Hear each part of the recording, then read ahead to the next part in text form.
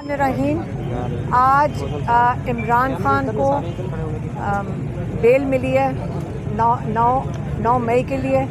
अल्लाह का शुक्र है कि सुप्रीम कोर्ट जब हम आए थे, आपको मैं ये बता दूं कि हमें उम्मीद नहीं थी। हमें उम्मीद इसलिए नहीं थी क्योंकि हम ट्रायल कोर्ट भी देख रहे हैं, हम हाई कोर्ट में देख रहे हैं कि वहाँ इतना मजबूत केस सलमान सफदर लड़ रहे थे लाहौर हाई कोर्ट में, लेकिन और प्रोसिक्यूशन का इतना बुरी तरह पेश कर रहे थे अपना केस, लेकिन उसके बावजूद ये बेल डिसमिस हो गई थी। इसलिए हमें अब दिल से बताते हैं, हमें कोई उम्मीद नहीं थी कि हमें सुप्रीम कोर्ट से भी इंसाफ मिलेगा, लेकिन अल्लाह का शुक्र है कि यहाँ उनको आज बेल मिल गई है इमरान खान को।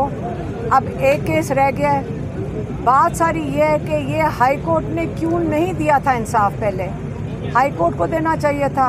अव्वल तो ये ट्रायल चलना ही नहीं चाहिए 9 मई की कंस्पिरेसी का, क्योंकि जब ये हवा लगती है इसको हाई कोर्ट में और जब इसको सुना जाता है सुप्रीम कोर्ट में, तो तब जाकर मीडिया भी मौजूद होती है, वकला भी मौजूद होते हैं, सबको पता चलता है कि कितने अहमकाना केस हैं। हाँ, चीफ जस्टिस ने शुरू में पहले दिन कहा था, जिस पे हमें ज़रा नाउम्मीद हो गए थे, जब उन्होंने कहा कि इसको मेरिट पे नहीं सुना जाएगा, क्योंकि हाई कोर्ट ने जिस पे ये जो बेल डिसमिस की थी, अगर आप सुन लेते कि जो पता नहीं वो जो पुलिस वाला जो कहते हैं कि वो कहते हैं हम थे नहीं, और ये कहते हैं कि सोफ़े के नीचे पीछे छुपा हुआ था, किसी का कहते हैं मेज़ के नीचे छुपा हुआ था, और उसके बावजूद लाहौर हाई कोर्ट ने ये पिटीशन डिसमिस कर दी।